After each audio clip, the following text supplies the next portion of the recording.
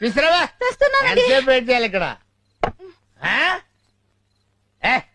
ఏంటో చల్లగా ఉంది అన్నం. మీరు లేట్ గా వస్తారన్న విషయం అన్నానికి తెలియక చల్లబడిపోయిందండి. ఎట్టకారం? కొరివికారం. కౌంటర్ అన్నమాట. కొట్టానంటే ఎన్కౌంటర్ అయిపోతా.